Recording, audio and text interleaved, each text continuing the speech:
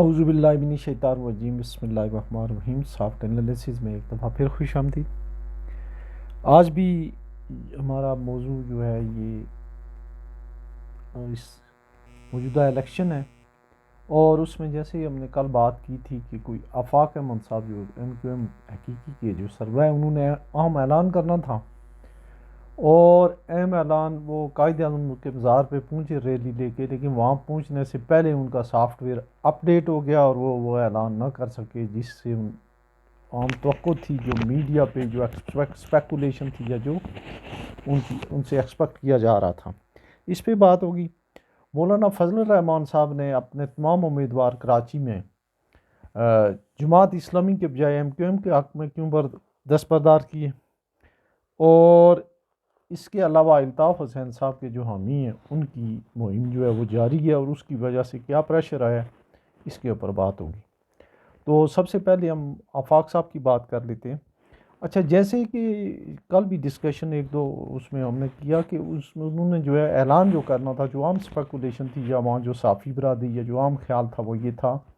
कि उन्होंने अनकंडीशनल जो है वो कोई उनकी डील हुई है या अदरवाइज़ उन्होंने जो है वो ऐलान करना है अल्ताफ़ हुसैन के जो नॉमिनेटेड आज़ाद उम्मीदवार हैं उनका, वो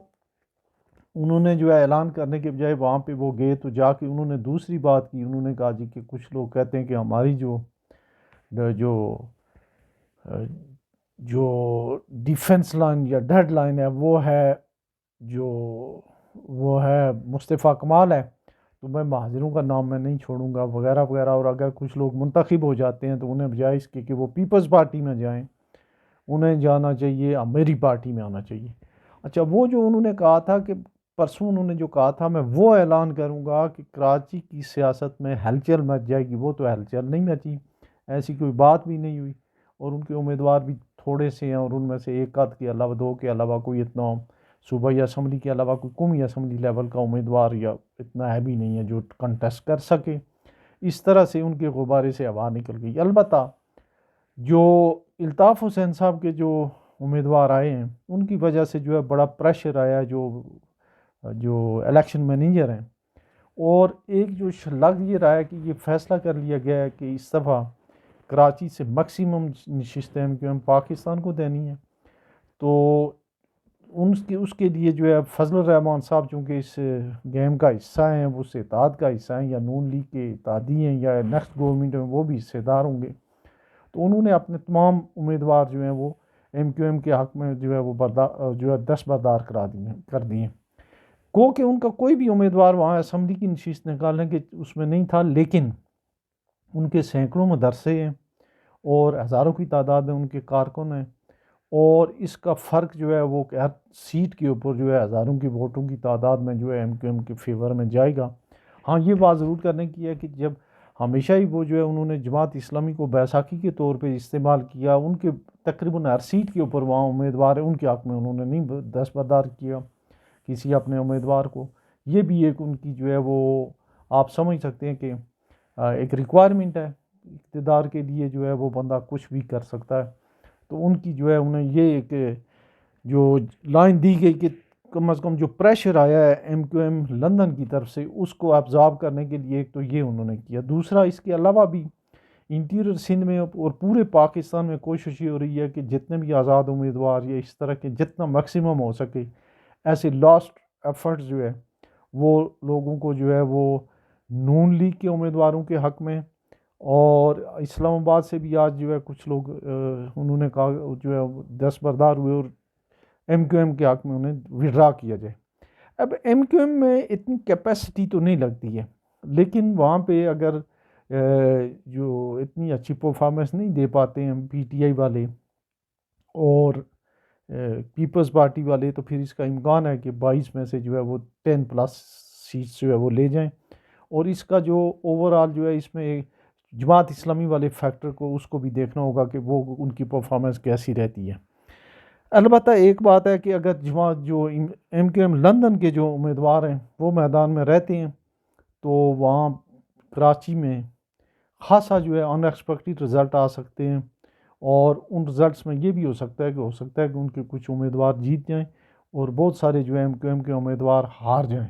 और इसका डायरेक्ट जो बेनिफिशरी होगी वो होगी पाकिस्तान पीपल्स पार्टी। और अगर ये जो अभी जो आफाक अहमद साहब ने जो कुछ किया है, या ओवरऑल जो सिनेरियो उसमें भी अगर जो है वो मुस्तकबिल में ऐसे लग रहा है कि पाकिस्तान पीपल्स पार्टी और MQM लंदन जो है वो नज़दीक तरीन हो जाएंगी, एक दूसरे के करीब हो जाएंगी, और अगर उनके कोई उम्मीदवार जीतते हैं तो चांसेस ये हैं कि उनका कोई एतहाद या इस तरह की बात भी बन सकती है। तो ये तो थी बात एक जो जिसके बारे में जो है हमने जो है वो आपसे जो है वो डिस्कशन की थी, और वो जो है डिस्कशन बेस थी बड़ी कंक्रीट परफॉर्म जो है इंफॉर्मेशन की बुनियाद पे थी, लेकिन उसमें जो है वो आफाक अहमद साहब जो हैं वो बहरहाल अपना जो है वो उस तरह का वो ऐलान ना कर सके, और इसके ऊपर बड़ी यूँ इनक्राई है हमारे कराची में भी और आप बाकी सोशल मीडिया में भी। और जो MQM के एक तर्जमान हैं मुस्तफ़ा अजीज़ाबादी, उन्होंने इस बात की तरदीद की है लंदन से कि हमारा किसी किस्म की उनके साथ कोई डील थी, वो आज खुद ही जो कुछ करना जा रहे थे। और ये कि चूँकि MQM लंदन 92 के ऑपरेशन का ज़िम्मेदार समझती है आफाक अहमद ख़ान को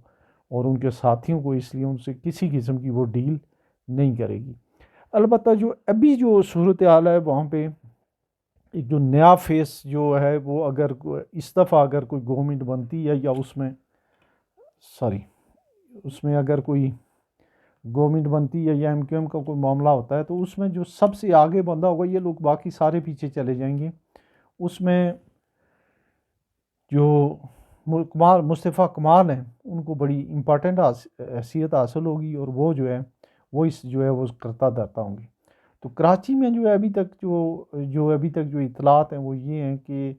PTI वालों ने भी हथियार नहीं डाले हैं, और वो अपनी मुहिम प्रॉपर तरीके से कर रहे हैं, और 3-4 तरफा मुकाबला है, तो लेट्स सी कि उसमें क्या होता है। लेकिन एक बात जो है वो बिल्कुल रोज़े रोशन की तरह यहाँ है कि अगर MQM पाकिस्तान लंदन के लोग इसमें रहे तो कराची में टर्नआउट पिछले इलेक्शन की निस्बत बहुत ज़्यादा होगा। अपना बहुत सारा ख्याल रखिएगा। अल्लाह।